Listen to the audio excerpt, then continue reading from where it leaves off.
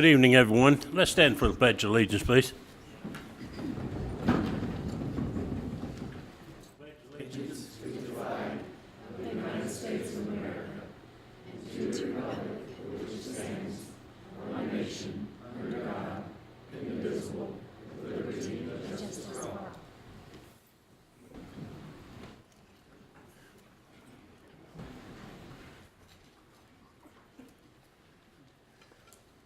We'll have a moment of silence before we begin the meeting.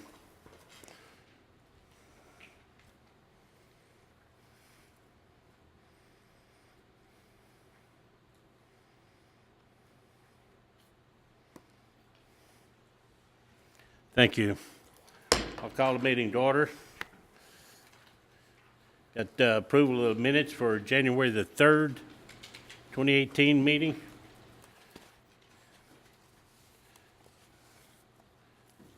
Motion to approve the minutes from January 3rd, 2018. Second. Thank you, Trey. Thank you, Duke. All in favor? Aye. Opposed? Abstentions? Motion carries. January 2018 financial report.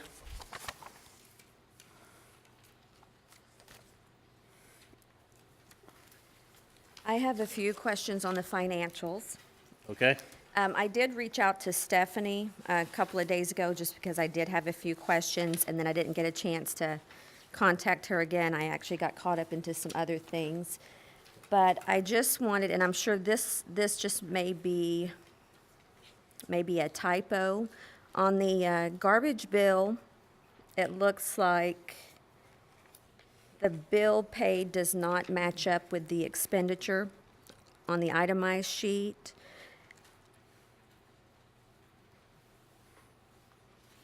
It's got two different numbers there.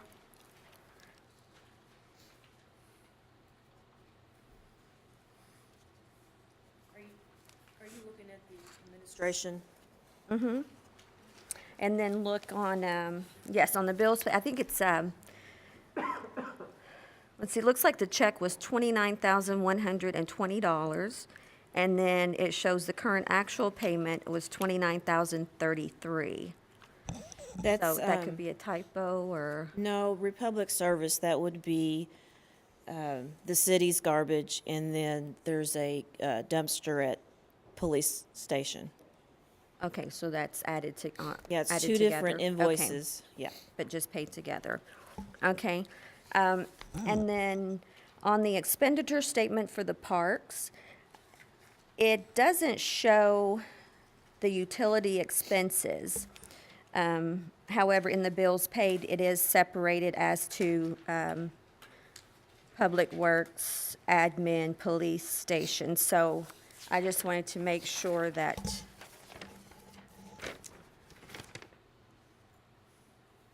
is that something that should go into the expenditures for the parks, or is that, or does the actual admin department take care of the parks utilities?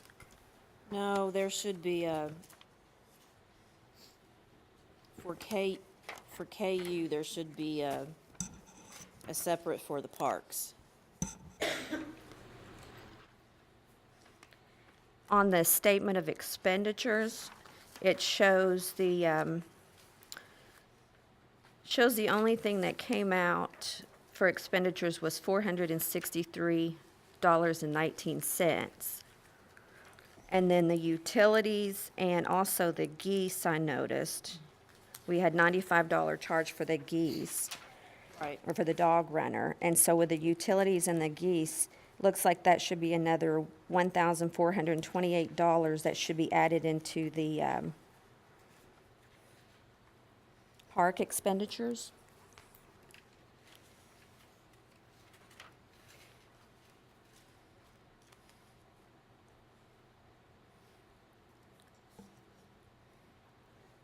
Because I know looking at all these bills, it does kind of get a little overwhelming, especially on the utilities.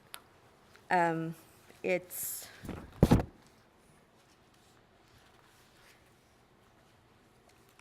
because I added up all the utilities, and it looks like for administration, we have a little over 17,000, then there was $122.49 charge, little over 9,000, and then Lagrange Utilities 52.65, and then Verizon, and then our cable, but doesn't look like any of those are allocated.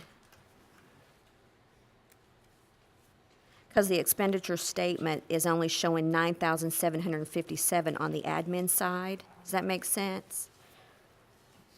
Well, I know we had trouble with the Kentucky Utilities. We paid 2 months. Yes, we didn't get a bill in November for it, which this has happened once last year too.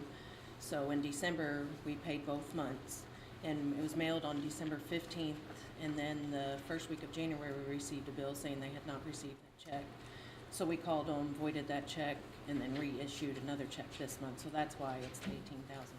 But the parks, I do a report for Parks and Community Center for Blake, and on that expenditures, it shows all of those utilities. Okay. Use runners and everything coming out of that department, so I don't know why. Okay, we it's must not- have the wrong sheet, because it doesn't show it coming out of our I sheet don't here. think there's 2 months' worth. This bill and the other bill that we didn't get. You know what I'm saying? No, because if you look at the bills paid, that the check that was written to the utilities, it shows, let me see if I can find it now, $18,945. The admin portion alone was a little over 17, but then if you look at your expenditure statement, it shows the check for admin was 17,000, but on our expenditures, it only shows that it was 9,000. I think it's because on this, it only has January, and it went back to December because it was taken out of December, so it was actually when the check was issued, and it was taken out. I think that's what we were talking about the last time, since this is just put in January, it's not showing that December. Okay, But if we so we're were to missing. December, yeah, because we had to go back. We checked that. Yeah. We went back and checked it. Yeah. So if we were to go and reprint December's now, it would have that expenditure plus Okay. add January's, and then it would show up both. Wasn't that one we wrote? Yeah. Okay, I'll go back and look through that again. The other question I had was about the bus account. Again, if you look at our expenditure statement, it shows there was a deposit of $941.14, which does go in. However, the disbursement is $2,075.82. When you add up the expenses on the bus statement, it does come out to that much. However, it actually shows a little over $13,000 was the bus fund expenditure. So I'm just wondering why we took the 2,000 out and not the full 13. Because doesn't the salary come out of, shouldn't that come out of the bus fund for the bus salary? Well, everything comes out of the general fund, including bus. It's the bus payroll is set up in the general fund. But what happens is at the end of each month, that's when I do a journal entry for the payroll to put it into the bus. And you only add what you need into there. I think that's what you told me when I talked to No, you that yesterday. that was in the general fund. Okay. I add to the general fund as needed, but And everything goes into the money market and then, deposits, yeah, what, our revenue goes into the money market. so, okay, so shouldn't we not have taken the 13,000 out of the bus account to put into the general fund as opposed to just the expenses? Does that make sense? Like if you look on your, page 1, the bus fund. See how the top where it shows the full-time salaries and it goes down to the bus postage and telephone. So if you add up that 138.44 and go on down, that gives you exactly what was dispersed from the bus account. Okay. But then it doesn't show the additional 10,962. It doesn't show that that was dispersed.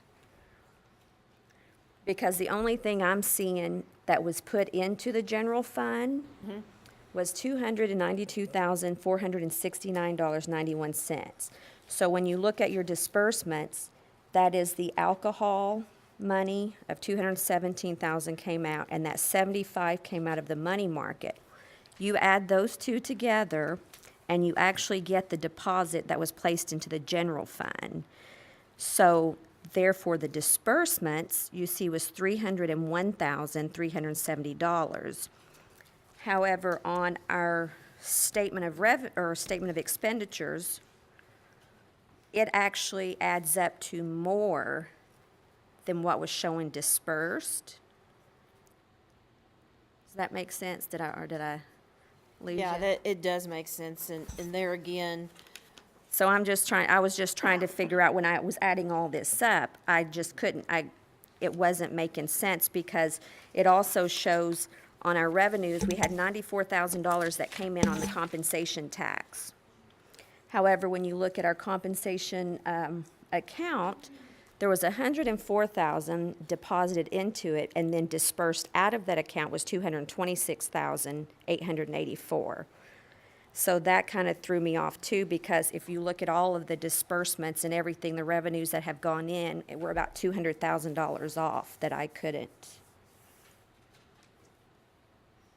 seem to find. And this may be something I need to come into the office this week, and we can sit down and I can go over it with you and show you explain it a little bit better. is when you add up each department, when you add up the expenses for each department, there will be a difference between that total and the disbursements. Only because that's when I do my journal entries for the month, because when I get our bank statement for the general fund, there are automatic deposits. So that's when I have to do a journal entry. Okay. Is there any way we could start getting copies of these so that it's more transparent, so it doesn't, so it doesn't look like it's so off there? Because when you really sit down and look through it, it does get kind of confusing, because on this, so then I take it that the compensation tax, the 226 that was paid out for because that is something that goes to debt service only. So that is what was paid to the county, that 226? Yeah, there was that was- a went to bond that. payment and the county portion of the comp Of that, tax. okay.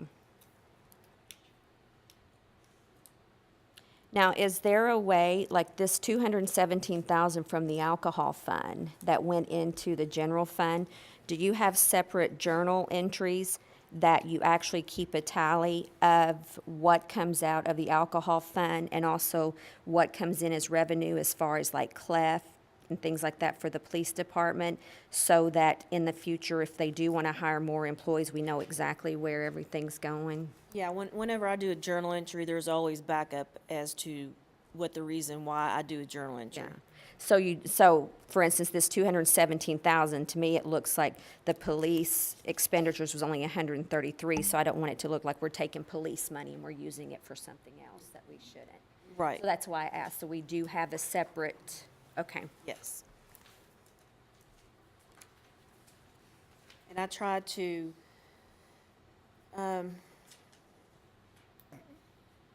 every quarter, or this has probably been about 6 months, I have to do a transfer out of the alcohol account back into the general fund, because we can only keep so much in the alcohol fund.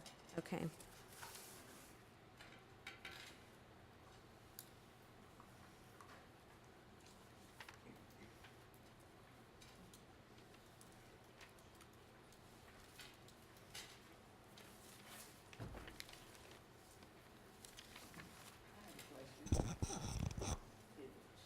Finished over there. Go ahead. This lady has probably been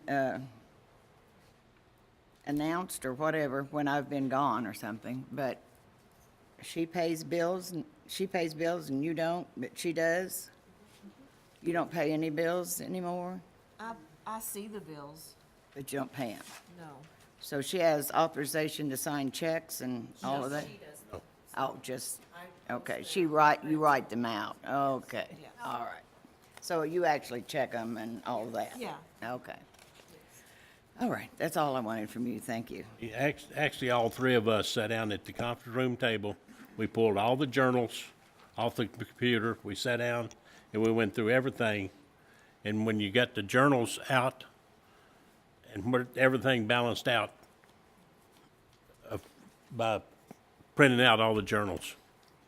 But it's, to print them out, it's like one at a time, and it's a ton of paperwork for the journals. Well, So, I think know. for the citizens and for ourselves, I think that we should be able to see that. Any journal entries regarding finances, I think we should be able to see that, so there's more transparency there with where the money's going. See if there was a way Another, that will combine all of them, so you don't have to have a staff member from the whole line, but she has to do a lot of journal entries, or when I make the deposits, every single journal entry. So we were gonna talk to them and see if there was a way that we could print out from.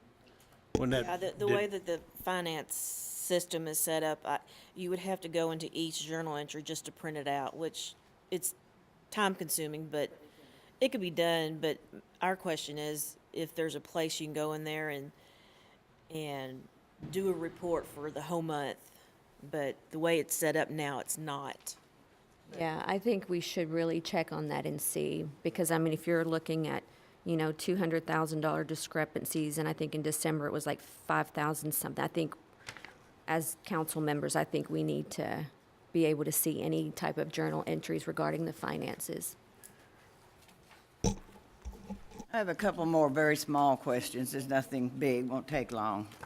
And I know we've asked this question over and over, and it's very simple, but I still see it still goes on, and I don't understand. Catlett's Food Mart. Now, Corey, that was from you, but maybe y'all worked all night or something and went to eat or to get something to eat. I just wondered what was charged. That is for inmate. Inmates. Okay, thank you. On another one, Walmart, and again, these have been asked, and I don't guess I've ever gotten a real answer. Creamer, something else, I don't even know what that is, face tissue, some kind of ink, Splenda, cutlery, toothpicks, Folgers Classic, okay, I understand coffee. I have no gripe about that. And a utility cloth, paper plates, I don't know if this is water or soft drinks, $117. And then here's another one, hefty. There's several things I can't even read. I don't know what they are, so I'm not gonna say them. Garbage bags. What are these? Is that water, maybe? Water. Well, that I could understand for Corey. I mean, they're out there in the sun, and I don't gripe. Is it Corey's water? Well, it's split between City Hall and. But I don't understand for City Hall, but I do understand for Corey, because they're out there sweating like a son of a gun. So I understand him getting water, but I don't quite understand the other. And like I said, coffee, yeah, a lot of offices do supply coffee. So I don't have any gripe, but, Gina, I think the water, you know, no, I don't care about the water. well, I mean, what I'm gonna say is just, if Joe's got somebody in there, it's nice to be able to offer them a bottle of water or something. Right, for meetings. Well, that's not, I'm not worried about water. The water's the least. you could- But it's these other things that I'm just curious about. They're just there, and it's a very small amount, but seem like we end up talking about it almost every month or every other month. And I just don't understand why we're still buying this stuff. What was cutlery and toothpicks and utility cloth, paper plates, face tissue. I don't know what that is. No, that's not what I meant. I was looking at something, I don't know what that is. I know what face tissue is. It's just abbreviated, I don't know what it is, doesn't matter. It was only $64.97. That's ink, looks like. We can always use paper towels to wash No, ours. I'm not saying you can't get tissue, but cutlery, toothpicks, paper plates. And it's not a big deal. It's only 117. But when you add it up and add it up and add it up and add it up and add it up, that's when, and soft drinks, I'm saying, I worked in an office for 11 years, and nobody bought me a soft drink or a tissue or creamer or any of that stuff. We had to supply our own. And it's just, you got to remember, everything you spend belongs to the city. Doesn't belong to you, it belongs to everybody that lives in the city. And I think at some time, if they knew about this, they would call us to task. So, again, one more time, I'm asking, why are we doing this? That's it.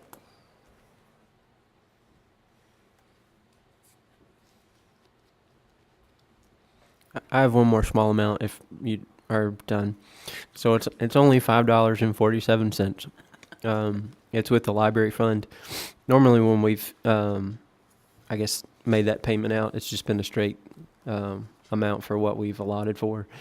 And it's not on this I can't remember how many months ago it was, and I'd meant to ask before, but do we know why it was over what we had budgeted for on that one? Can I say something? You're talking about the $2,000? Yep. When that started, I started it, and we said 2,000, but we never yelled at them if it was $10 over or $15 over, or even, maybe even 100. I don't know, but I can remember there were a few years that it did go over a little bit, because we didn't always get books. We got computer things one time, and maybe it's been 2,000 the last couple of years, I don't know, but I know we never said anything about a little over 2,000. Okay. But I don't know what they're doing now. I do have an invoice, and I can scan it and send everyone a copy of it Sure. Okay. I was just curious. to see why it So, was over. Not complaining, just curious. All right. Thank you. Oh, we got to remember, it is for the school also.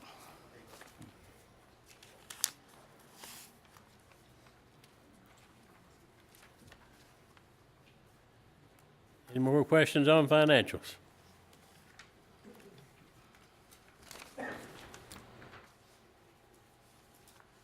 No more question. We have a motion to approve financials. I make a motion, we approve the financials. Thank you, Debbie. Thank you, Tad. All in favor? Aye. Opposed? Abstentions? Motion carries. Next on the agenda is the mayor's open remarks. I have a letter in y'all's packet for appointment to, it come in late, so I want to do it on open remarks, which, for Greg Teague. We have had an opening on Lagrange Utilities for, how long, Ted? 5 months? And I've kind of been searching and asking questions to find someone I thought would be a great fit for Lagrange Utilities, since they're on a good road to their financials, and for somebody that would fit that. So I came up with Greg Teague, and he's you can, if y'all read in the packet. So I'd like to have permission to appoint him to the Lagrange Utilities Commission. Any questions? I'll make a motion to appoint Greg Teague to the Lagrange Utilities Commission. Thank you, Ann. Seconded. Thank you, Gene. All in favor? Aye. Aye. Opposed? Abstentions? Motion carries. Thank y'all. That's all I have. Want to welcome everyone here tonight, so. Boy Scouts Troop 200. We got Boy Scouts Troop 200 here? Or, we got a Boy Scout troop? Y'all for badges or just doing the, all righty? Thank y'all. Appreciate it.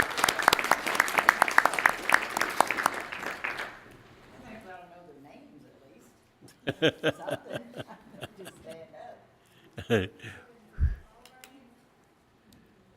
den leader for the Arrow of Light, which is the 5th grade group of the Cub Scouts before they move into Boy Scouts.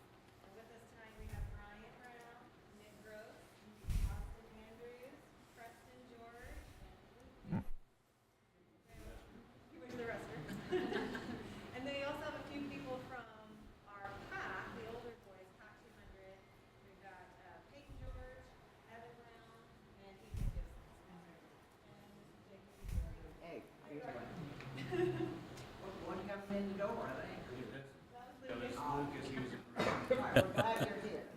We appreciate it. Thank y'all for coming.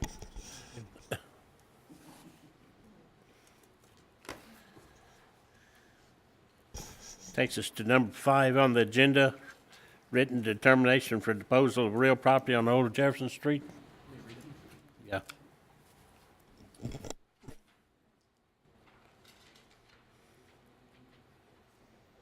I'll just interrupt just a little bit. So they had asked to have a little bit more time on this one. So I'd like to make a motion to table this until the March City Council meeting. They had been working on the rendering and just didn't have enough time. So they came in just before our meeting and asked if they could have a little bit more time. Okay. Got a motion to table? Motion and a second. All in favor? Aye. I just want to say something about that. I did talk to them as well, and they have come to an agreement. They have worked something out. What they want to do is just have the drawing done by each of their lawyers, and then they'll present that to us the next time. Okay. Thank you. Thank you, Shannon. See, we had a motion. All in favor and opposed? Abstentions? Motion carries to table the written determination for disposal. That takes us to number 6, public comment. You can go first.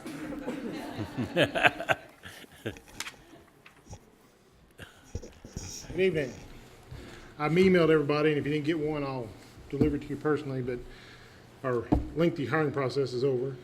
This is Christopher John Weirs. He goes by CJ. He's Oldham County resident, graduated from Oldham County High School. He's 23 years old. He's passed the written examination, the physical agility examination, the psychological, and polygraph, and his background. He's set to start the academy in April. As you can tell, we couldn't find any small people to hire. And he's assistant coach of the Oldham County wrestling team, and a real good fella. And I think he's gonna make us a good police officer. But I wanted to bring him today. Even though I sent a bio out to you, I want to bring him in so you'll get to put a face with the name.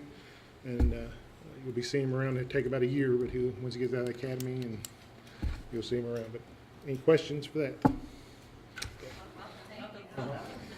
You're going to introduce, yeah.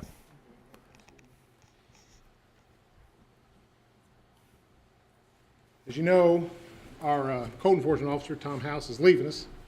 His wife took a position in Kansas City, Missouri, which means Tom either has to follow her or divorce her, and he decided to follow her, which is probably a smart thing to do. But after a lengthy process and finding his replacement, this is Stephanie Winther. She's an Oldham County resident. She moved here from Missouri, where Tom's moving back to, and she's been here about 15 years. She has 3 children. And her background is she's got a degree in criminal justice, and she worked for the Kansas City, Missouri Police Department for about 7 years back in the mid-'90s. She started today, and it may not be popular with everybody, but after talking with her, I spoke with the mayor. Her hours are not going to be 8 to 4:30. They're going to be 9 to 5:30, because just because 4:30 strikes a bell don't mean that code enforcement issues end. There's still things she can do after that, and it helps her with her child care issues. And we've always been trying to be a family-oriented community, and I thought that if that was the only hang-up, it wasn't a big deal, because whether it's 4:30 or 5:30, code enforcement issues don't end at 4:30 and start again at 8 o'clock in the morning. They go on all the time, so there's a lot of things she can still do for that last hour of her day, that whether it's 4:30 or 5:30. But that was my decision after I talked to the mayor, and just wanted to bring that up in case there was any questions about her hours. But that being said, if you have any questions for her, Tom, there you go. No questions. I'm glad we made that decision, because she came in like gangbusters today, and she fell right into it. So I observed it all day, and Stephanie, you're going to fit great. Good, great, You're- thank you. yeah. Glad to be here. Yeah. Thank you. I'd just say I'd like to take this opportunity to thank you for the opportunity to serve the city. It's been my pleasure, and I've enjoyed it immensely. So thank you for your service. Yep.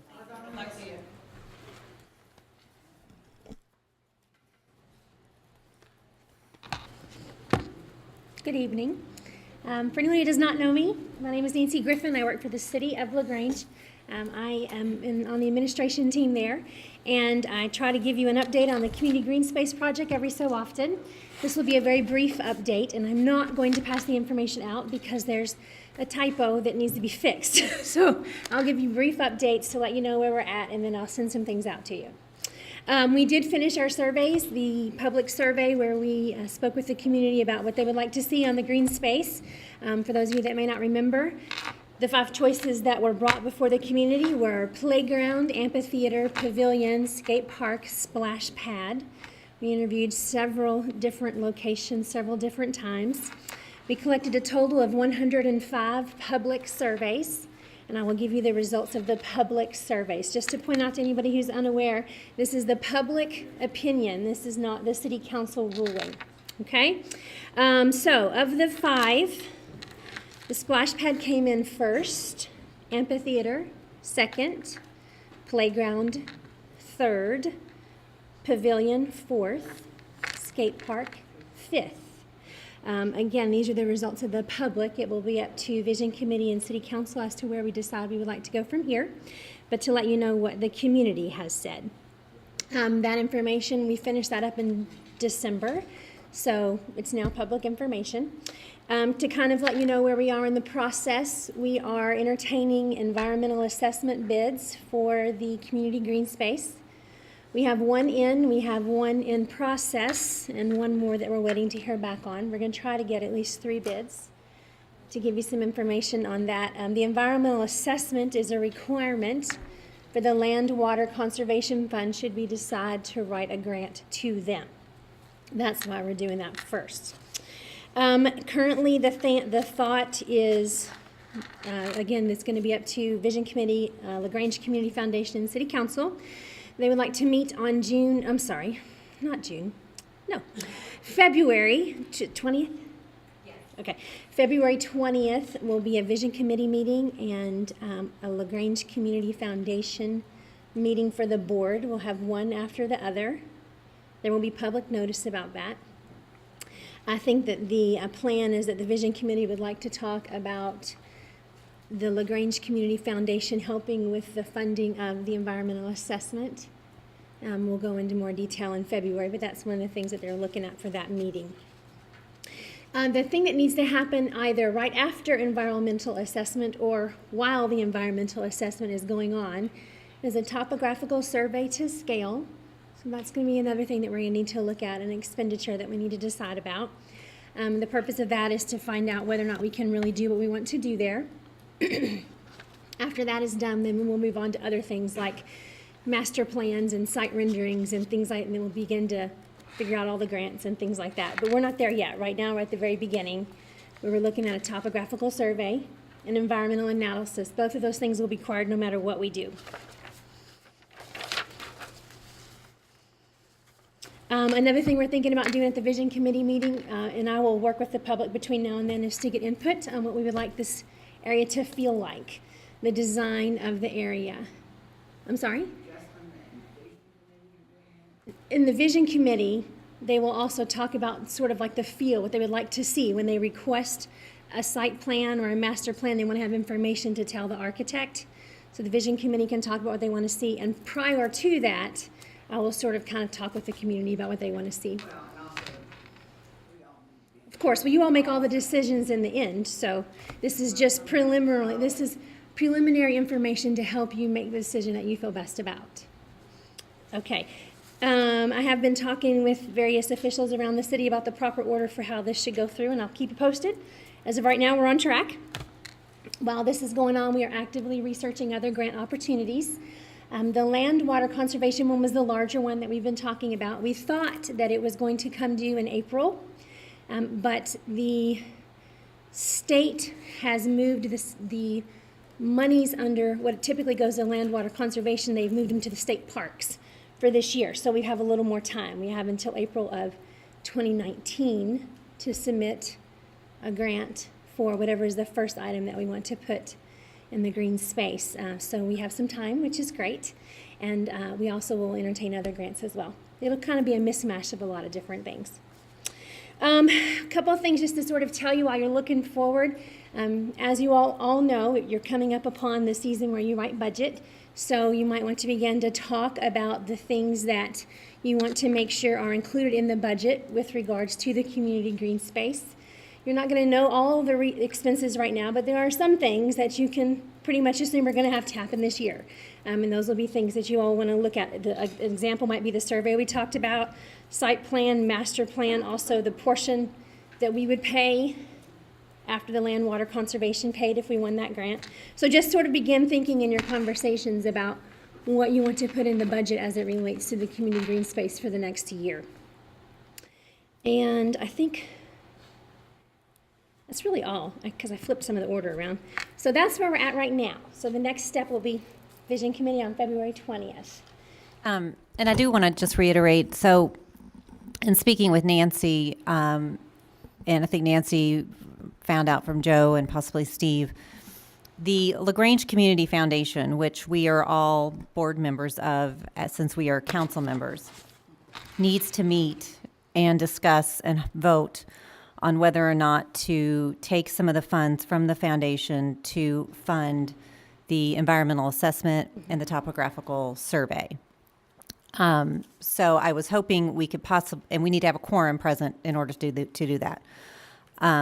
So I was hoping what we could do, since 3 of us are already planning on being at the Vision Committee meeting on February 20th, if at 5 o'clock we could have a foundation meeting with all board members, meaning all council members present at 5 o'clock, and then at 5:30 start the Vision Committee meeting, which everybody is still welcome to stay for and learn. So is everybody okay with that? I understand if there's 1 or 2 who can't be there, but would we have a quorum if that were the case on February 20th at 5? You can do it? Okay. You can do it? Okay. What's the day? It's a Tuesday, I believe, at 5 o'clock. Great. All right. Thank you very much, questions? and thank you, Nancy. My pleasure. Can I answer any questions I have before I one go? or two questions. Sir. You said there were how many votes? I didn't hear you. Total survey? Yes.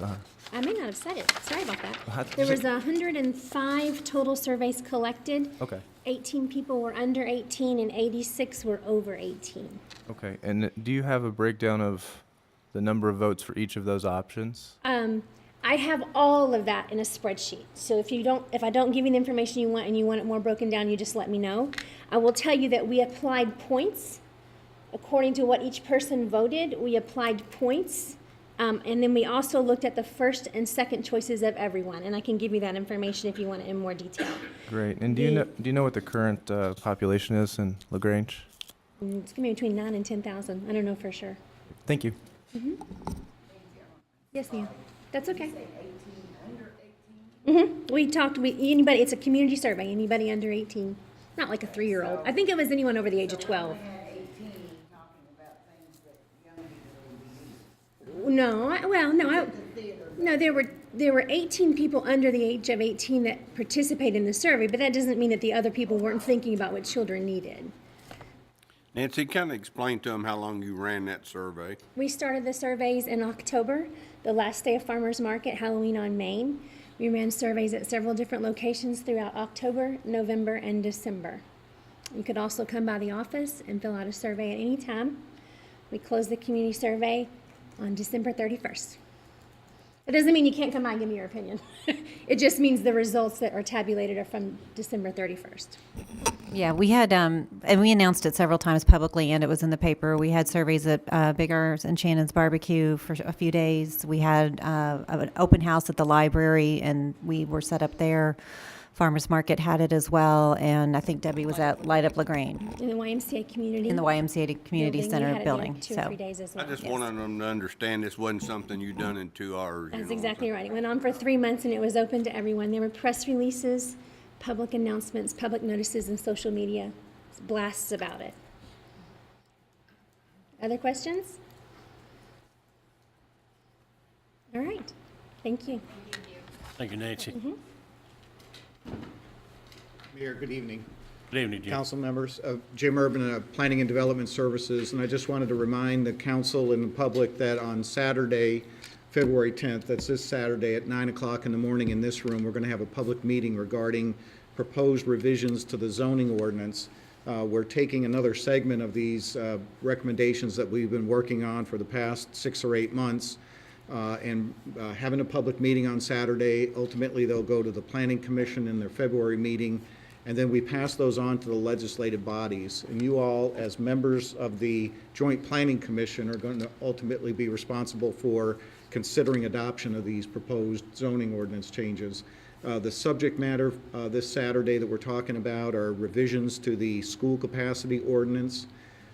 We're talking about short-term rentals, commonly referred to as Airbnb. I know that's a brand, but there are others that use short-term rentals, landscape regulations, and then we're going to make a recommendation, a simple one, for increasing the height of buildings, allowable height of buildings in commercial zoning classification. So anybody that can make that meeting, it will be information, we'll give a presentation, answer questions, and then again, ultimately, you're going to see these recommendations coming from the City Council. Saturday, February 10th, 9 o'clock in this room. Thank you. Thank you, Jim.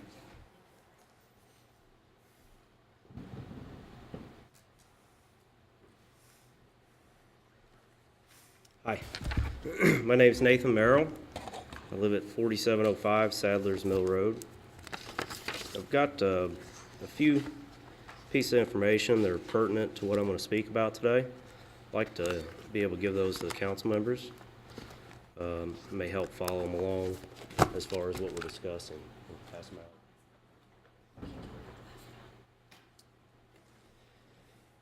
So, I'm here today to speak about a property at 313 East Main Street. We started undergoing this project a few months ago. Bought the property about mid-year last year. Must be short. Bought the property about mid-year last year. Throughout the months, there's been a few people around Lagrange, some of them in authoritative positions, as well as just interested residents throughout the city that have all had encouraging words about the renovations that we're doing to this property, and have even specifically stated that we stand ready and willing to help in any way we can. Ladies and gentlemen, I'm here today asking for your help. Help to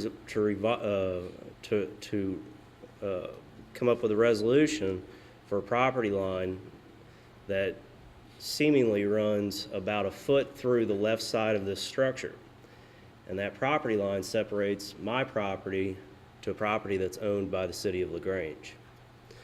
Now, this property is a property that the structure was a structure that was built in 1850. And so this structure has been around for a very long time. And at some point down the road, this property line has been moved to the point where it impedes about a foot of the left side of the structure.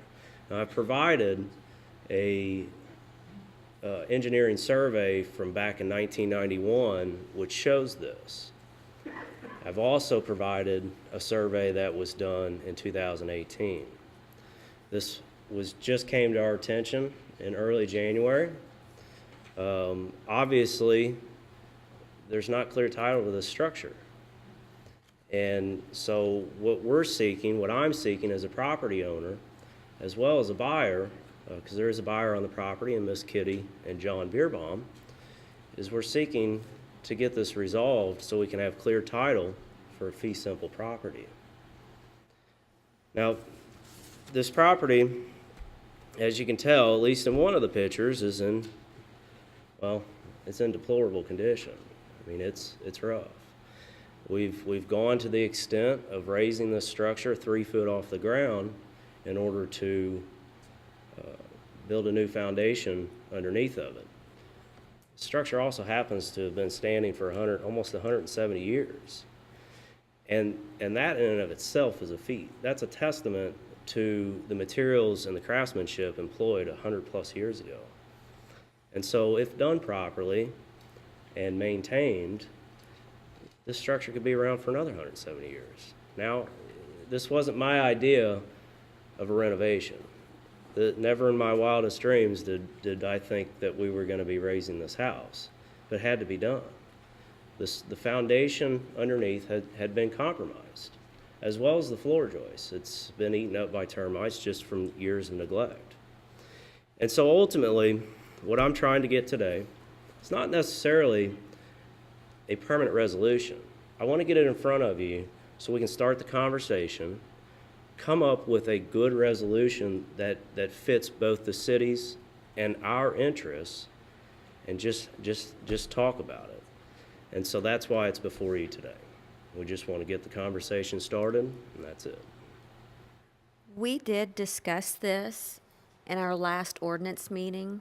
Unfortunately, Steve's not here tonight. He was going to write something up for us on that. Do you have anything with you? I've spoken with Steve about it. I know he's been in conversations with Mr. Urban as well. And it's my understanding that he believes the mayor and the council is in a position to make any determinations on this, and then our office can do anything after that decision has been made to effectuate that and transition. Okay. I personally think this has been overlooked so many times. The property's been sold, like 4, 5, 6 times over, and has never, ever been pointed out that there's 1 foot of city property there. It was, I think what we discussed was as long as it was set back down, but any variance from the back had to go back onto your property. Is that what, was that what we Yeah, I think they just discussed? said the ordinance committee was pretty, we were very amenable to your situation and basically just were like, is there a letter or a resolution that we can just easily pass stating, I think the language needed was we grant them an easement for that 1 foot, but then any Yes. new property, any new structure built would have to be, Your own on your own property. And And we didn't, I think our goal was to not overcomplicate it. We want you to do what you're wanting to do. And I think Steve had left it as there would need to be some type of formal letter written granting that easement. okay. And in one of the site plan surveys, we have drawn the addition off the back to where it is inside of the existing property line as it states. Just one thing that I might bring up is if we shift this property line just to the other side of the structure wall, the outside wall, if we haven't cleared that eave, because it is a gable eave, is that going to be a concern down the road too? In other words, I'd almost prefer that property line clears the structure in a whole, not necessarily the foundation, the eave as well. So as it comes off of the wall. You're talking about the overhang, right? Yes, sir. So what would we need a proposal of that additional foot and a half or what have you from them to us or to the city, and then what would be our next step, I guess? Well, council would need to decide how to move forward. Certainly, a survey is a good first step, but there are options. Like you said, not to complicate it, we could do an easement. We could abandon part of our right-of-way there. We could make some written determinations and grant those rights back to the property owner. There are several different ways that we can go about that, but the council needs to decide what's the best. Can I ask a question? The ordinance Jean, this was the ordinance committee, and I would just like to say something about that. I know you had mentioned the vision committee, and you weren't, everyone is always welcome to come to our vision committee meetings and our ordinance committee meetings. So, No, vision committee, that you can talk. That causes a quorum. I've told you that, Gene, that you can't because you're not, that would break the open meeting. That's fine, but vision committee and ordinance committee should always come back to us every month and report what they did, what they discussed and everything. There's 4 other people on this council that knows nothing about what they're doing. Well, whether or not you can speak or not, you can still come and listen and learn. I can say for ordinance committee, we usually only present things that we have vetted very clearly, instead of wasting folks' time just talking about whatever we're working on, bringing it here and then explaining it in full. So that way, when we're ready to make a decision, we all know at that time. But The problem is, I've been on this council for 16 years, and every committee we ever had before, if they had meetings, they would come back and they would report what was discussed, what was decided. I'm sure you hear me. This gentleman's really not here to hear us hash Oh, this and out. I know Let's that, but get he's back to the asking point Let's questions focus that I know on- nothing about what he's asking. So, Everything yes. everything we discuss in ordinance committee comes back. This right here, what we're discussing now, was discussed in ordinance committee, and it is here now. Everything that we have discussed there, we do discuss here. A lot of the things that we discuss actually start here in this room and then go to ordinance committee. And What again, comes to ordinance first, then comes back to this Ms. room.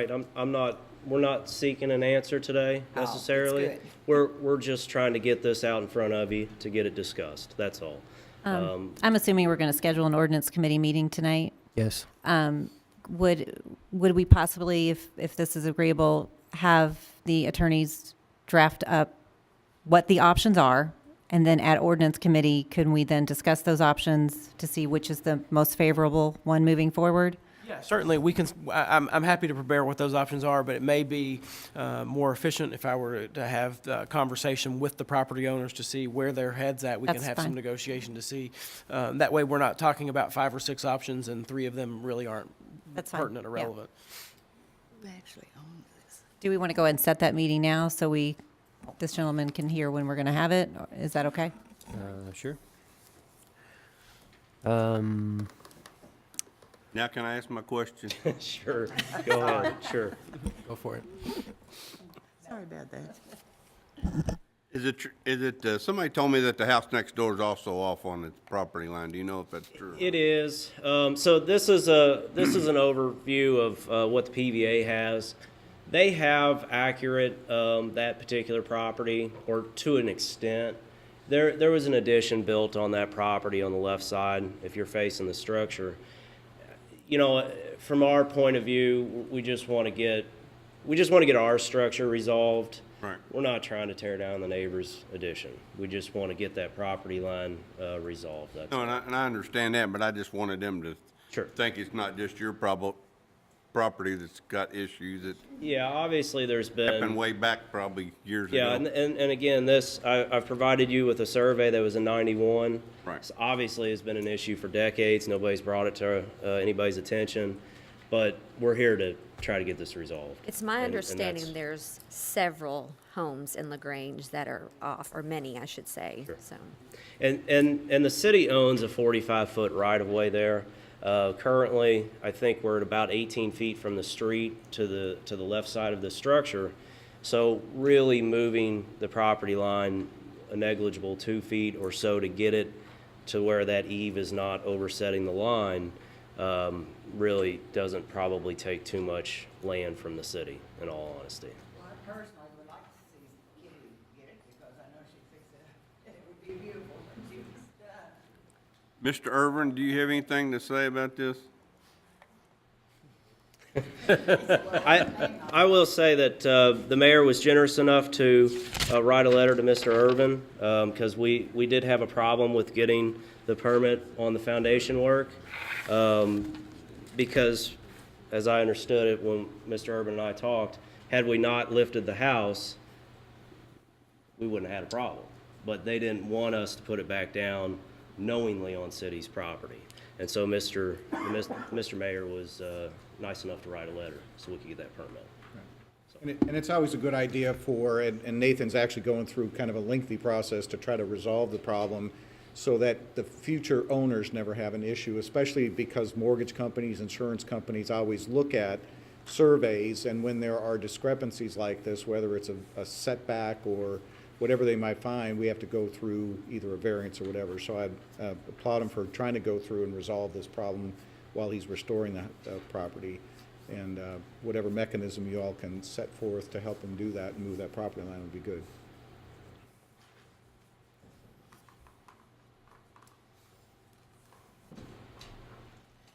My name's Kitty Beerbaum, and I'm the one that wants to purchase this from Nathan.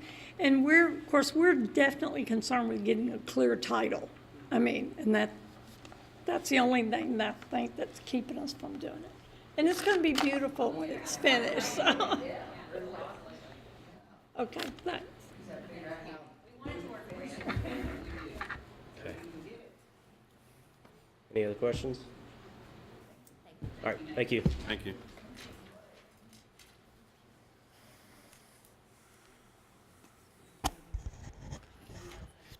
Do you want to talk? Anybody else in public comment? You want to talk about it now, or you want to talk about it in new old business? If you, yeah, we can. Does Monday the 26th work for you?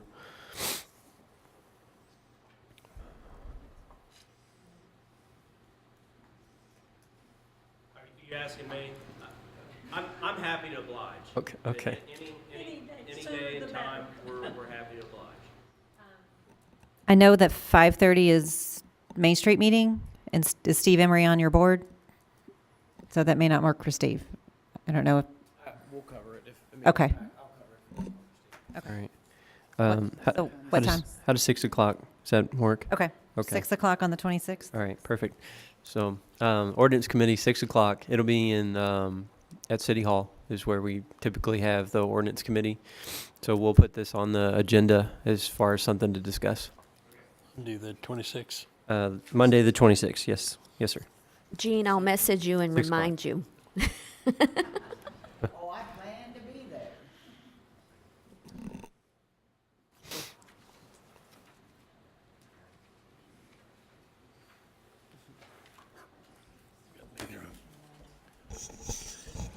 Is there anybody else in public comment?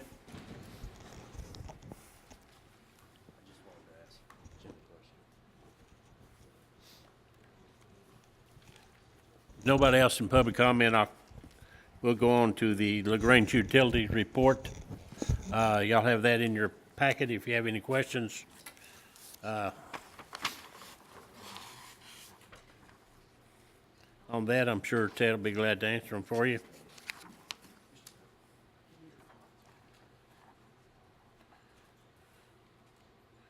far as I'm concerned, Ted, the figures look great. Appreciate the good job Lagrange Utilities is doing.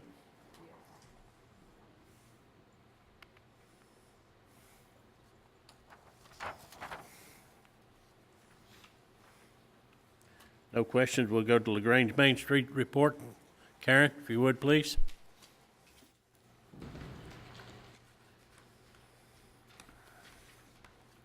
Good evening. I have given you the report, so if there's any questions, I just want to point out, last month we had to report that we were having 2 vacancies, 3. We already have 2 businesses back in town, so you'll notice that Be Unique opened up at 113, so that's already opened. It's a wonderful little boutique. Encourage you to stop by. We have another new business over on Washington that will be opening up called, it's Uptown Country. They're going to be home decor, rustic, sounds wonderful, so make sure and stop by there. The other 2 properties, they're in negotiation for leases. I don't have any details on them yet, but I will make sure and let you know. Lagrange is moving and shaking because Utopia Studios is moving and they're expanding. They just called and told me that today. So hold on tight. Next month, hopefully I'll have more details, but watch the Facebook page. A lot of things are happening good. Chocolate crawl on Saturday. They're going to be there for the chocolate crawl this week, so you're going to be able to see that. They're going to be open Thursday, Friday, and Saturdays. You're welcome. Chocolate crawl this Saturday from 11 to 4. We are also going to have a restaurant week, so please keep your eyes out for that. The week of February the 19th is what we have it scheduled for. It's our our local Lagrange Love Locals Restaurant Week. So the restaurants will have some specials going on, special menus, and so please make sure and keep a close eye on that. And so we'll be able to eat our way through Lagrange. Not that you can't already do that, but we'll just have some fun doing it. So, do you have any questions? Oh, one thing I did want you to point out to you, the annual report that you have, the volunteer hours, we had, now this is just through the Main Street, but 1,906 volunteer hours last year, and if you use the $24.14 per hour, it equates to $46,010 investment in our downtown area. And so that just goes to show the money that you all give us is leveraged even more so to be able to help things go on. That's between getting facades done, that's events. So that's that much more that's spent in the city that you actually don't have to pay out of the pockets. And then, so, do you have any questions?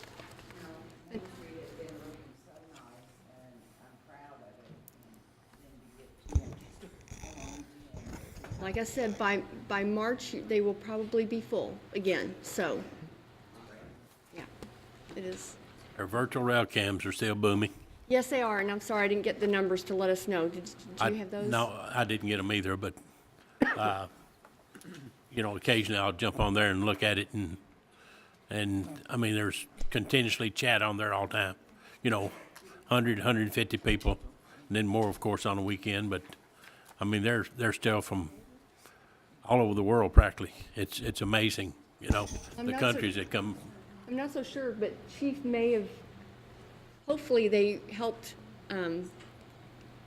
catch someone that, At the police car? the police car. It should have helped with that, hopefully. No, he's not paying. Someone So it's- took a screenshot of it, it's on there, so. Okay. It was posted on Facebook, so that's a plus, yeah. So, That- not yeah. only is it fun for people to watch, it's being useful too. I wanted to, on the volunteer sign-up Genius, I don't know if you've reached out to any of the schools, but I was talking to a teacher from Oldham Middle School and one from high school. They have lots of students looking to fulfill beta hours. So if ever you need any volunteers for decorating or even Oldham County Day, because they work on them all through the summer, you can let them know, and that's free labor. Because they need to They get. have helped us a lot in the past with the chocolate crawl, so I just need to find out who I need to send that information to. Okay, I'll send you the number. Okay, that'd be great. Yeah, it's wonderful. And plus, we want the kids to be able to know that it's their town too. Anything else? Karen, thank you, and thank you for all you're doing for the Lagrange Main Street program. Yes, thank you all. It's a wonderful partnership. Thank you.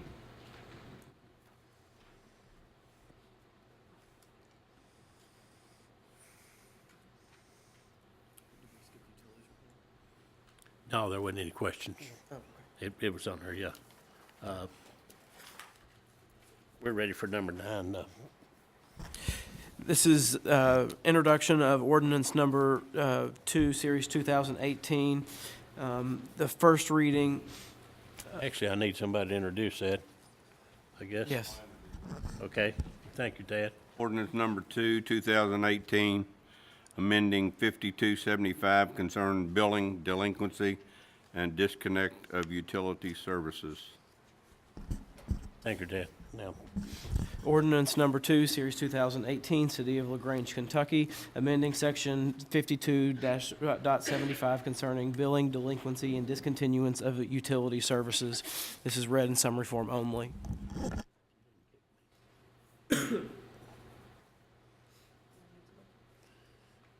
we'll have, that's first reading. We'll have the second reading next month, City Council and public hearing on that. Thank you. Second reading. City of LaGrange, Kentucky, ordinance number 1, 2018, an ordinance revising a development plan and an amendment to the binding element that was attached to the original zoning map of the subject property in the City of LaGrange.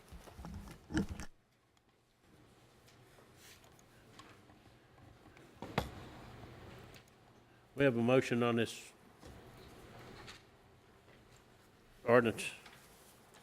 Motion to accept. All in favor? Aye. Public hearing, motion going to public hearing. Sorry, my mic wasn't on. Motion for public hearing. All in favor, aye. We're now in public hearing. Jim? Good evening, Mayor. Thanks again. Thank you, Jim. Urban, Planning and Development Services, council members. I'm here to present your staff report for this particular case regarding the action that the Planning Commission took. And I want to remind you that the applicant is also here that will present additional information. So if you have questions, you can certainly ask me, but sometimes those are appropriate to ask the applicant. The proposal before you tonight is an application that was filed by Sky Automotive LLC requesting an amendment of binding elements attached to an original approval of the zoning map amendment and development plan back in 1997. And this one is a little bit different than most cases, so I'm going to go through and try to explain why it's in front of you this evening. The property is on Kentucky 53 north of Jefferson Street, across the street from the Public Works Department, and at the corner almost of Waterworks Drive, and it's highlighted in blue on this particular aerial photograph.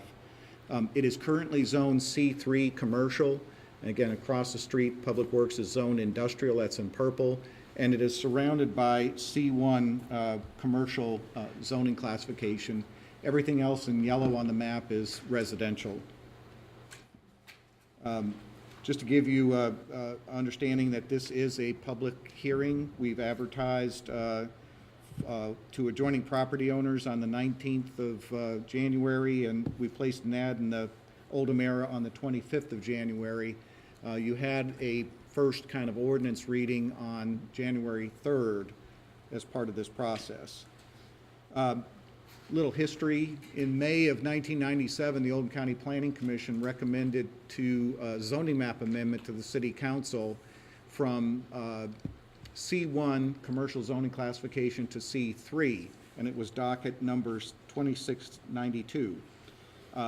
This is a copy of the minutes from the Planning Commission meeting on 1997, and it lists findings first and then binding elements. And there were 5 proposed binding elements. And one of the opportunities that the City Council has is to add to the binding elements of a development proposal, or is actually a zoning map amendment. And this one was actually attached to the ordinance for the zoning map amendment.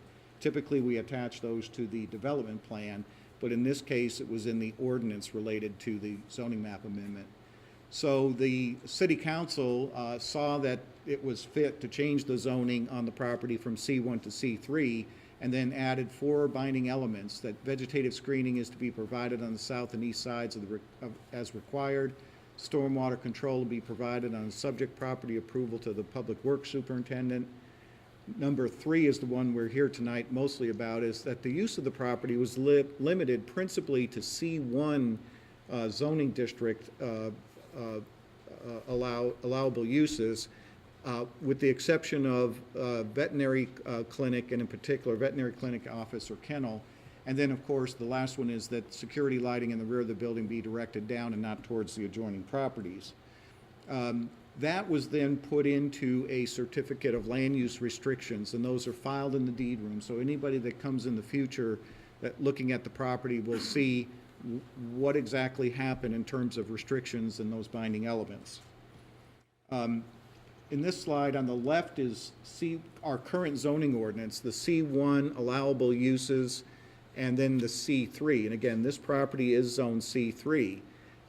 And the proposed use fits in the vehicle sales and display under the C3 zoning classification, but the binding element that was placed on it said they wanted, and you all wanted, the City Council rather, wanted it to have only C1 uses.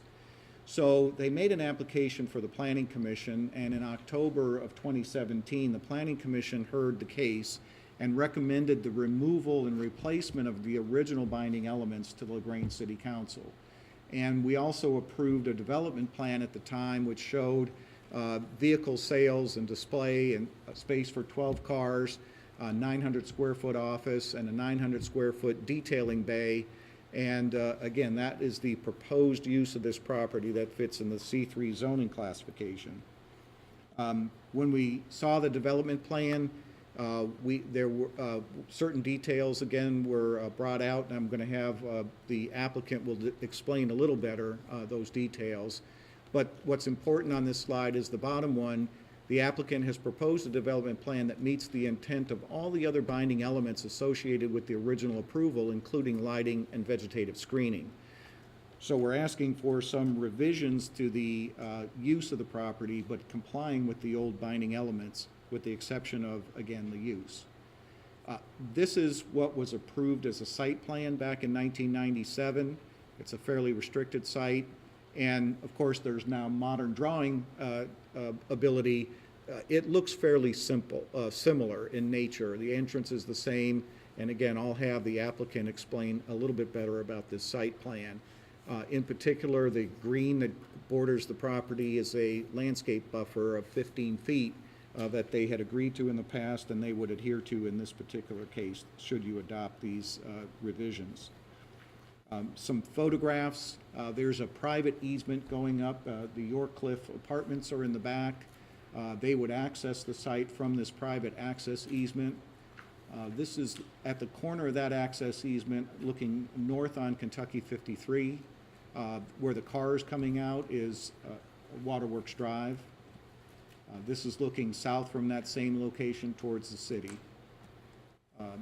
Going up into that access easement, one thing I want to point out, this point of reference here, that stake is approximately where their access would be located. And then we're going to kind of, here's that stake again, so looking back from inside the property towards that stake. And then we're just basically going to walk around the site clockwise. You can see for orientation, the vehicle that we have is parked there. And looking, again, directly east towards the York Cliff Apartments, which would be in the rear of the property. That's where this proposal is, use is being proposed. Again, continuing clockwise, the York Cliff Apartments. This is looking south towards the Lutheran Housing Association property. And then, again, it's currently obviously a vacant piece of property. It was never developed by the previous applicant. And this is looking directly west, and then from the property back towards Kentucky 53. When we were having the public hearing at the Planning Commission, we did get one letter, email actually, from an adjoining property owner who was basically in support. They couldn't make the meeting, but they were concerned with a few things, the lighting plan and then the landscaping plan. And after having talked to the applicant, they appeared to be satisfied that with the responses they got from the applicant, and sent a letter of support. The applicant, again, is requesting to amend the binding elements in the 1200 block of Highway 53, specifically the one that talks about the C1 zoning district uses and confining it mostly to a veterinary office and kennel. Again, that was not developed. The vehicle sales and display is not a permitted use in that C1, but the property is zoned C3. So when the Planning Commission took their action, they actually recommended that you go ahead and consider adopting a revision to the binding elements. So I think as your staff that an appropriate procedure tonight is to adopt the resolution 2-2018 to accept those binding elements as recommended by the Planning Commission. They, again, after that recommendation on the use, which is typically associated with a zoning map, we reviewed the development plan, and we do have 6 binding elements, and I can read those for you out loud. I know we had a staff report that we gave to you, and those were in there, but we adopted 6 binding elements related to the actual development plan itself. I did send out the findings and the on both the amendment to the binding elements in your packets, and then the development plan binding elements.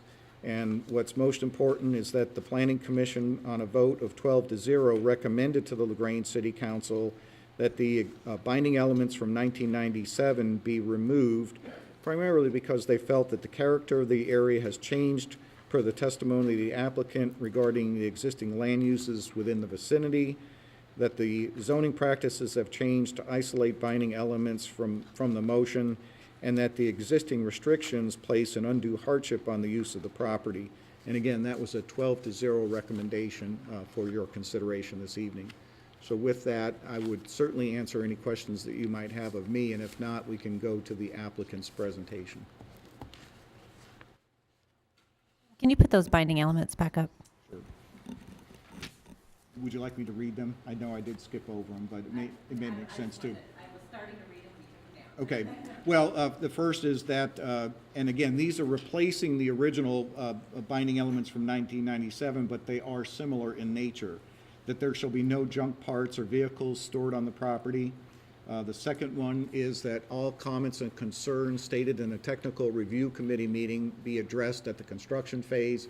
That typically relates to stormwater management and lighting and landscaping.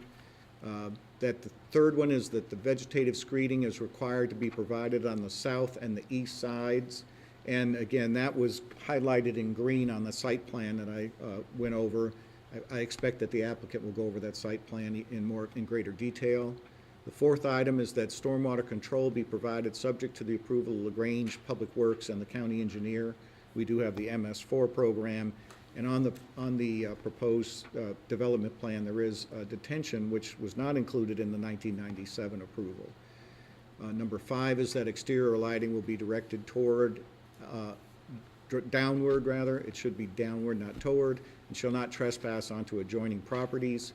And number 6 is that there shall be no major changes to the development plan presented at the October 24th, 2017 meeting without approval by another trip to the Oldham County Planning Commission.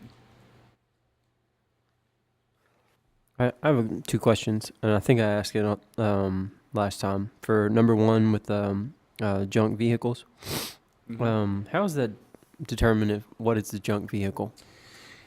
If it is not licensed, if it's not current registration, or if it is not operable. So anything from flat tires to parts missing, anything that we can observe. Now, typically and City of Lagrange has its own code enforcement officer, but they use the same basic definition of junk vehicles. So if it can't move, if it can't be started and moved, if it has flat tires, or if it's not current registration. Gotcha. And then for number 5, I'm assuming that there'll be some sort of sign up. So I think number 5 is talking about any of the lighting in the parking lot area or the display area. With this, I'm assuming, like I said, that they will have a sign. Is that going to be on the building or? I'm going to let if you don't mind holding that question for the applicant, and I'll explain that. Okay. It's on the development plan. Jim, can I ask for a clarification? Jim, real quick, I know we talked about this a couple of months now, and from what I understood you saying is ultimately your request is going to be not that we pass ordinance 1/2018, but instead that we pass the previously read resolution 2/18. Is that correct? That's correct. Okay. And again, that's having talked with council. This is an unusual case because going back to 1997, they attached these binding elements to the zoning map amendment, and we want to untangle that. We don't want to necessarily have it attached to the ordinance.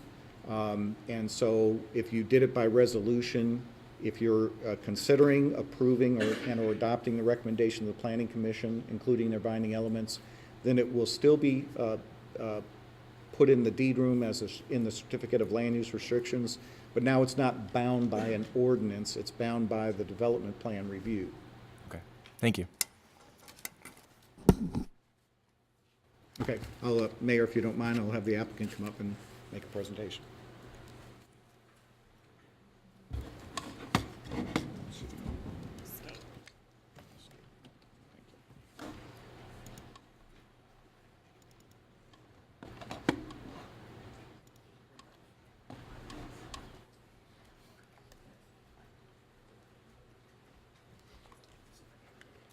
Hello, everybody. I'm Beach Craig Mom, the attorney for Sky Automotive, and I will try to just do my job as an attorney and introduce our witnesses. First witness is David Garber, the engineer, who will answer all your fact questions since he designed this. And then our other witness will be Jordan Karizanov. It took me a long time to learn how to pronounce that, but he's a good guy and he wants to start this internet-based business. So, David? Do we need to be sworn in? No? Okay. My name is David Garber with Garber Chilton Engineers and Land Surveyors, 2249 Commerce Parkway, Lagrange 40031. You see here, this is just a little bit different rendition. Actually, it's a little bit smaller, but come back in.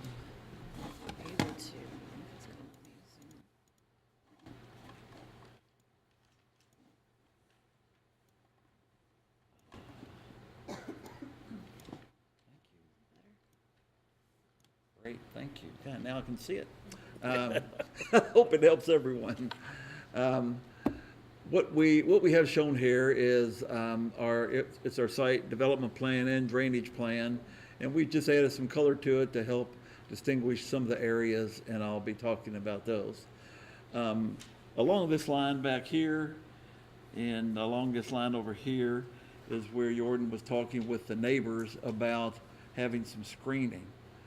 We originally had our fence right on the property line, a privacy fence, and the neighbors actually said that they would rather see some type of landscaping instead of the fence.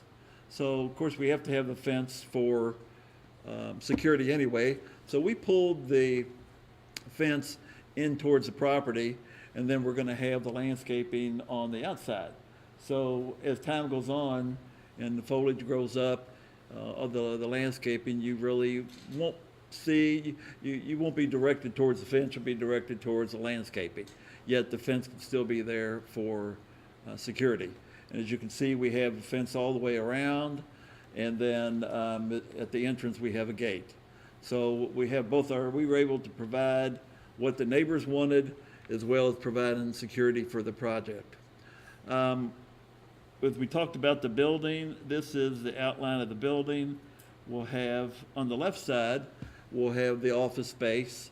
And certain things have to be part of the plan for him to get a state permit to be able to sell automobiles.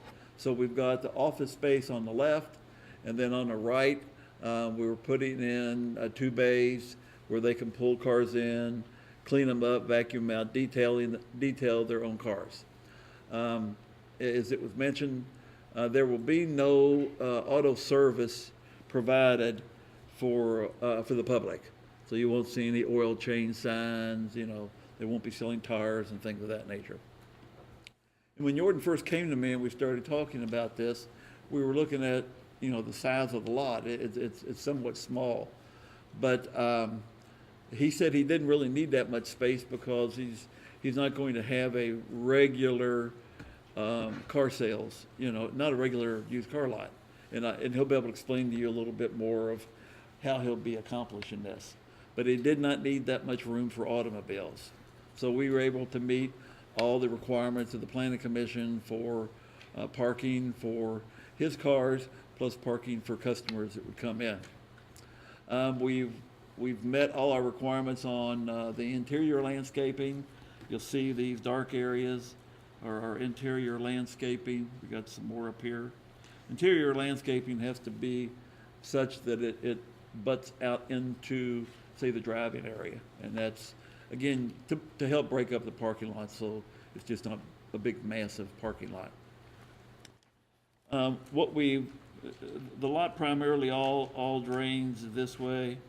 So what we're doing is we've set aside room along here to put some detention in. Our plan also shows a water line out there, so we will be missing that. Everything will be done up on site. We have shown some lighting in here. We've got a light here. We have a light over here, and we have a light over here. These lights will be aimed down down towards the property. They won't, none of the light will escape off to the neighbors. Like you see, there is already some drainage up here for the apartments. They have their drainage coming out like that, and we'll be providing a drainage for ourselves in here like this that will come around. We'll get into a catch basin, and then we'll bring it on over. What's that neat squiggly line there? They'll bring it on over to the detention basin, and then this is where the water goes out, back out into Highway 53. So we'll be regulating how the water goes out so it doesn't go out any faster than it does now with grass on the ground. Now the entrance, there's an easement right here. Well, can you see? Oh, there we go. So anyway, there's an easement on the left side. The driveway comes up like this, and there's an easement. Doesn't like my finger. There's an easement that that was drawn when the property was divided that allows this property access through this road. So what we've done is we have our entrance up here like this, and we pushed it as far up against the current easement as we could, so that slope wouldn't be so steep coming up there. But once we get up and around, then it's a fairly flat lot, and it will be fine for the purpose that he wants. We have our handicap parking, and again, with a fairly small building, with all the landscaping, with the number of cars that will be on there, we feel that it kind of fills that little niche lot that's in there now. And we were able to get everything on there that he needed and then still meet all of the setback requirements. So at this point, I guess I'll turn it over to Jordan and talk about the business itself. Thank you. Good evening, everyone. My name is Jordan Karizanov, and my wife and I, Stephanie, we live on 9412 Tamara's Parkway, Louisville, Kentucky. What we'd like to do is we have prepared a written statement to kind of explain a little bit about our business, and then we'll open it for questions. I would love to answer any questions you might have. My wife Stephanie and I have lived and worked in Louisville for almost 20 years. We have 2 young children, 7-year-old Lily and 3-year-old Elena Rose. And we're looking to invest in our family and future by developing our own business model under Sky Automotive in the city of Lagrange, Kentucky. Stephanie and I have long since wished to live in the area in the city of Lagrange, Kentucky, and plan to make our next home in the surrounding neighborhoods. Again, we have growing girls, and we're just trying to find the right location. So we enjoyed the small town feel, welcoming people, and wish to raise our girls in a family-focused community. Our wish is to live and work in the same geographical area, all while helping and provide our non-invasive service to residents of Lagrange and the surrounding areas. Sky Automotive is a small car dealership, as you can see. To David's point, I think Ms. Ann raised a question about our continuity, and there's a lot that we're investing into this business, personal funds and a lot of hopes to do something different and meaningful.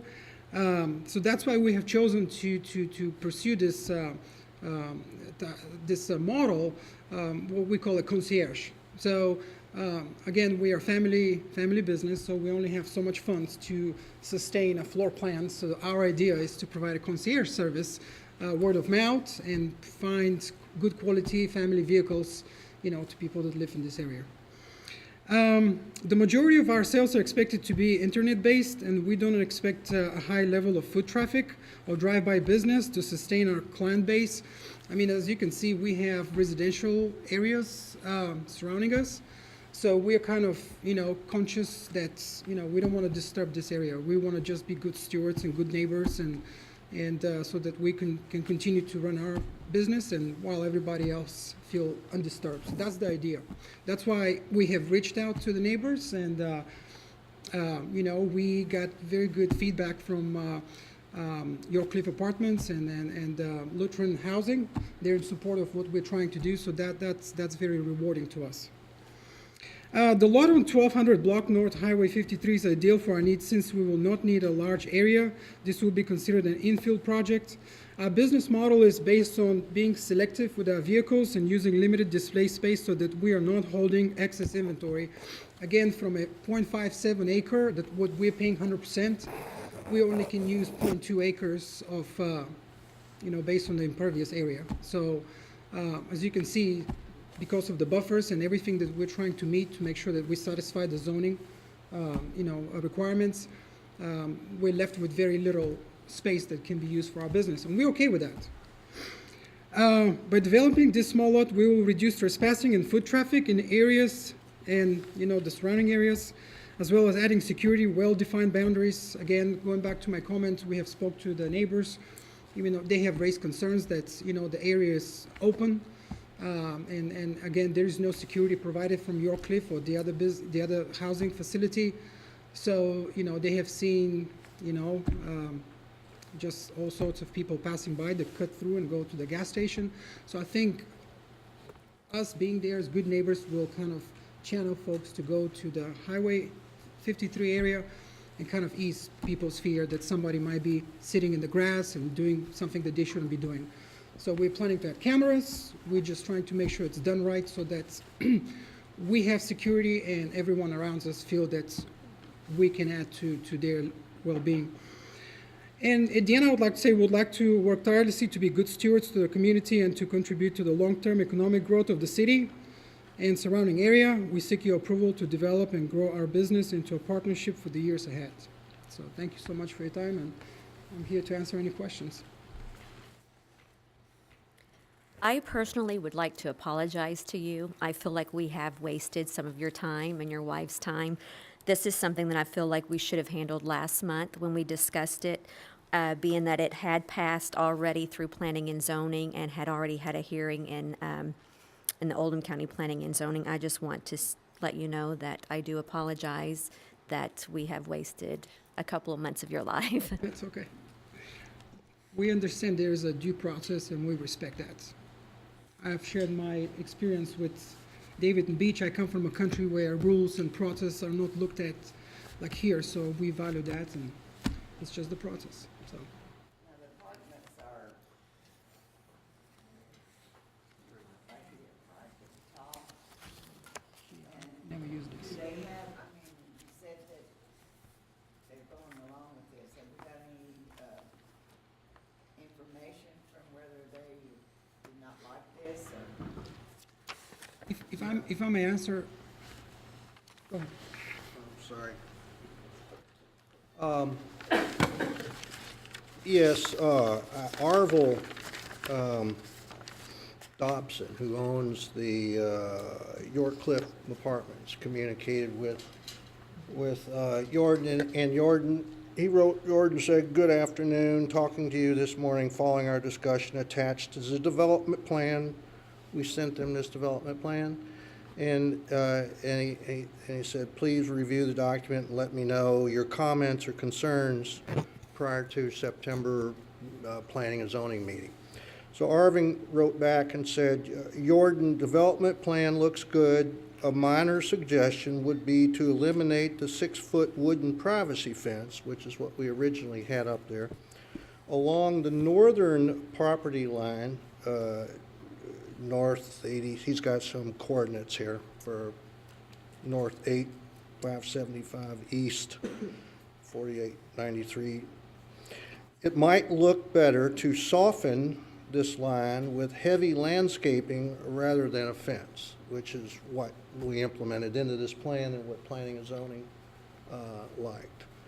So we went through a technical review committee to come up with the plan, and then we went before a public hearing before planning and zoning.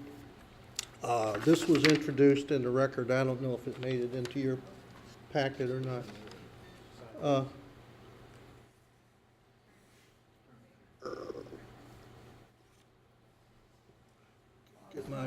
Gotta beat my dyslexia here. Let's see, there it is. What's that? I was talking more Oh, well, they're not owners, they're renters, but nobody came up and said anything.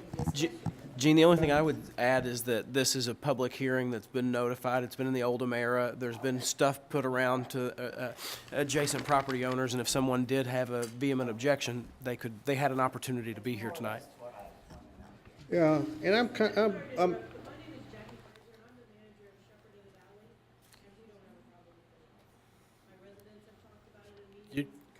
Could you come down so we could hear you? We can't hear you. We can't hear, you know. Well, just for the record, though, we need to get you. Okay. My name is Jackie Pfizer. I'm the site manager of Shepherd of the Valley, which is on Right. 53 right there, on the other, not where your cliff is, but the other side. I manage 50 apartments for elderly and disabled people. We're completely fine with you all coming in, and he's spoken with my boss, not me particularly, but we don't have a problem. I just came to listen. And my residents are supportive of it as well. Yeah, there's the folks over here to the Yes. right of this picture here. This is kind of what we're, sort of looking at here, sort of a, gee willikers. Okay. Sort of a drawing, sort of like that. Sort of a house with, the bottom part here would be stone. Okay, so it would be stone. Sort of similar to, structure sort of like this, sort of, gee willikers, okay. Okay, see that stone on the bottom, sort of, two bay garage on the right and sort of in an office on the left, okay, where people would come in. It's not unlike the Cottage Motors, if you're familiar with Cottage Motors in Crestwood. What they mean, it took me a while to learn what an internet-based business is. You basically send him a note, say, hey, I'm looking for a 2015 Honda Accord. So he then gets on the internet and looks and finds a good deal for you and comes back and says, I've got your car. He has no intention of having banners and lights and flashing lights up and everything at all. In fact, we've got 3 shielded downward lights that will be LED lights that are really low, obnoxious quality, that will be downward shielded to prevent, just for security purposes. The access to the road is, this is where you come in the driveway and you go on the left to come around, and there's the apartments on the back. And then the other home, Good Shepherd home, is over to the right, just a big open field that's been vacant for years because the only marketable product that could, or thing that could go there would be a vet clinic, basically. And there's not a whole, if you think about it, there's not a whole lot of car places in Lagrange, so it's not like the Crestwood. Well, I got this spiel going down here. I got to get it out of me, or if I don't get rid of this, I won't be able to sleep. Okay. Okay. All right. And okay. I have 2 quick questions. Sorry. So you didn't show a sign on the building. Is there going to be one like in the on the 53 side, I guess, to show that you are a business? Yes, we're planning to put a freestanding sign, will be right across the Yorkcliff Apartments, and then for the licensing, it's required to have a banner on the building. So we'll have an aesthetically designed sign that blends in with the colors, so it's not screaming. So that's our plan. And my second question was kind of along, I guess, the beautification of it. And I don't know where your property exactly starts in the apartment complex, I guess, property is, but there's like a rock face, and there's a lot of trees and shrubs and stuff. Do you plan on making it look nicer, I guess? Absolutely. You know, our goal is to take our steps and develop the lot, and absolutely we'll have to work with the specific department that will allow us to do that, and absolutely we would like to beautify it as much as we can. And I mean, there's an opportunity there, and also, as you can see, it's a vacant property, and there's garbage there, so that will be our responsibility to maintain and keep clean. So, yeah. I'll tell you a little something about it. Can you put the site plan back up for a minute? I'll explain a little bit about the kind of the garbage, especially out here along 53. There's a lot of scrub trees and things. Some of them are on right of way. Some of them are up on private property. So we would ask permission if we can clear out some of that, the garbage shrubbery that looks so nasty, and then make that look a lot nicer there. Then you'd be able to look at our other area that's going to have more landscaping. Our new stuff will all be up in here. In front. New trees. And Gene had this question about when the York Cliff person was asking about softening the blow. We originally had a fence over here like that, closer to the property line, so that red line. And what we worked out to, quote, soften the blow was we moved it way in here like this. That way, all you're going to see when you come down from the apartments and go out, you'll see all of this landscaping here. And that's what we did to satisfy him. So in conclusion, your ordinance, zoning ordinance 380030, county zoning ordinance, is section D of that is the procedure, which has probably never come up before, and this is really strange, but what it says is that since it's your zone and you have the final authority over the zoning, that after it goes to planning and zoning, they kind of do a thumbs up or thumbs down, and they've said thumbs up, and they've made those 5 or 6 recommendations. It says that the legislative body having zoning authority over the property in question, which is you guys, shall at a public hearing approve or deny the proposed zoning map amendment after receiving and considering the commission's recommendations regarding the proposed zoning map amendment, development plan, and binding elements. So if you want, you could add additional elements, but if you do that, it has to go back to planning and zoning. So, their vote was 12-0 to make those recommendations. They subsequently did approve the development plan that Dave has gone through here with.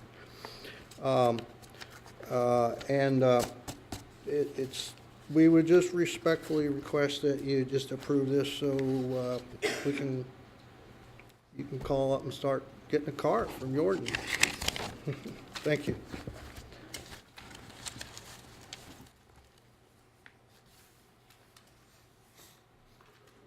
I just wanted to say something real quick. Thank you for your patience with us. I'm not saying anything about her apology, but I felt like I needed all this information to make a decision. And so I just appreciate your patience. I know you've been here a couple months with us. So thank you for that, and thank you for letting us understand more of what is going on now that we have a better picture of what is happening. So thank you for that. Absolutely. I do want to thank you as well. I honestly thought last month was when we were going to see the development plan, and so that's why I again kind of stepped out and wasn't quite ready to approve. And I do still have that small reservation about what may come in the future if you all, eventually you will retire and possibly sell the property. And at that point, I'll just have to hope planning and zoning doesn't. It looks like a dead man, so I know, and it'll hopefully be very successful for a very long time. So, but I appreciate you coming back with more information. I feel better about my decision at this point. Absolutely. Thank you. Jordan, just one thing you might be aware of when it comes to signage, that we'll have to come through code enforcement through the city of Lagrange for a sign permit and get the signage approved. So just in case you didn't know that, but, okay, thank you. Mayor, that's what I was going to add, just simply that it still has to comply with all the other regulations. So there's construction plans. It does have to meet the sign ordinances, the landscape regulations. And in relation to what it might be in the future, if the development plan changes, it has to go back to the Planning Commission. So there's always yet another review if something is different, because that was one of the binding elements. Mayor, I want to remind you, it's still a public comment period. There's either people in favor or against that might be here to speak. Right. Yes. Did we have anybody else in support of the applicant? Do we have anybody in the audience that's against the proposal for the applicant?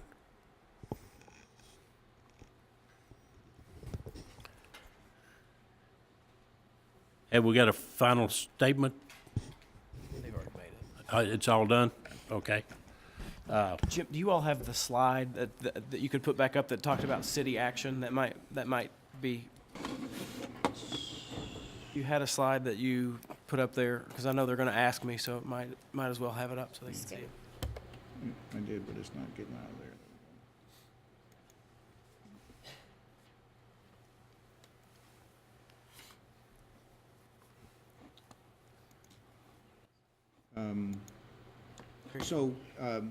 Again, it's in relation to resolution, and recommendation of the Planning Commission is that you consider revising the binding elements of the previous decision, and I'm going to go back here and find that one. Planning Commission, in their hearing on October 24th, 2017, recommended the removal and replacement of the original binding elements, and they then again also included new binding elements that were keeping in the spirit of the original approval, and so it's a consideration of that resolution.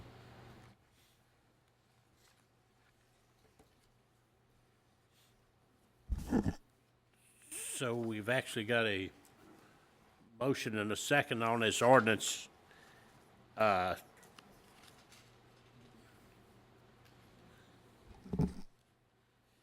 if Actually, a yes vote on this ordinance would be denying. If the city adopted the resolution that was before this body in last month's meeting, and that's Resolution 2, Series 2018, that would adopt the recommendations of the Planning and Zoning Commission. If the ordinance that was read tonight is passed and adopted by the city, that would deny the development plan. Right. So if you want to approve the plan, you'd vote yes for the resolution. If you want to deny the plan, you would vote no, or you would vote yes on the ordinance. Does that make sense? It makes sense. Well, I know what you're saying, but A yes vote on this ordinance would be denying. we don't have the resolution on the table. I make a motion to deny the ordinance. Or, No, we can't do that. Then you're doing. I think you're going to confuse people that way. Yeah, think so? Yeah. Procedurally, you haven't actually closed the public comment No, we period. hadn't closed the So, public hearing, no. and you have a motion on the floor already, and I think it was to approve. But having heard now the direction that you're going, you may have to go back and actually restate what that motion is. There was a motion and a second originally before you started your public comment period. That was a motion to accept A motion to accept ordinance? the ordinance. Mr. Urban? One quick question. Just to clarify, you mentioned on number 5 on the binding elements that word "delight" directed downward is actually should be downward, not toward. And that's Exactly, so yes. you're clarifying on the record that that's what it should be. Correct. Okay. That's actually what the minutes of the meeting say. This is just a typo in the PowerPoint, yes. Okay. Thanks for pointing it out. No problem. And I'll make a motion to. Got to go out of public hearing. Okay, that's fine. Need a motion to go out of public hearing? Yeah, motion to go to public hearing, please. Thank you. Thank you. All in favor? Aye. Opposed? Abstentions? Motion carries. And I'll make a motion. There might be one on the table already, but I'll make a motion to accept Resolution 2-2018, which was previously heard approving the recommendations. I'll second. Second.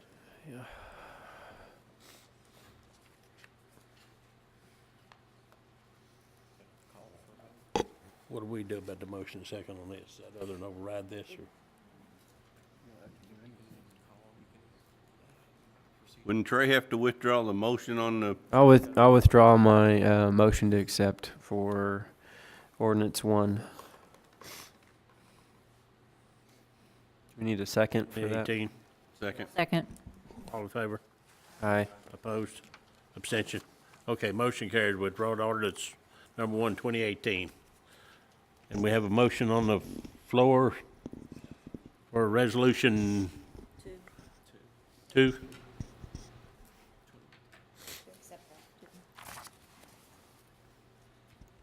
We have a second. I'll second. Yeah, Tad. Second. Roll call or just voice? All in favor? Aye. Opposed? Abstentions? Motion carries.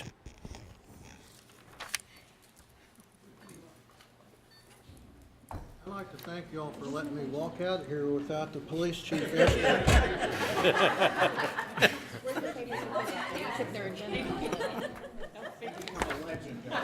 This, What are you looking for? I will Oh, have, I think he might have guaranteed. I will have to say this has been a very confusing, I have never been through one like this, and it's confusing to me, and I did, but at least the results has turned out good for Yarden. And Yarden and Stephanie, we appreciate y'all's time and patience, and, yeah. All right, let me find my agenda. Where are we at? Old business? Got any old business coming before us? New business?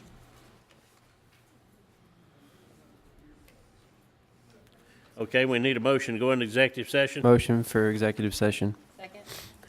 Actually, we had a report, the Lagrange Police Department annual report in our packet.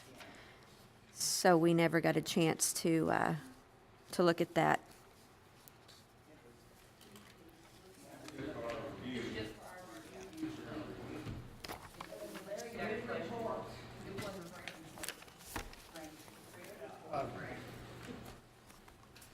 I have no problem answering questions if y'all want to have anything you want to entertain. If you hadn't thought of anything, you can email me. Or I can come back next month if you want a month to look it over, and we can talk about it then, however you would like to do it, I just want to thank you guys for doing such a great job. Looking at the numbers here, I mean, it's crazy It how is, they've and I actually wanna- changed. I publicly thank my officers who've worked their tail off this last 3 years, especially this last year.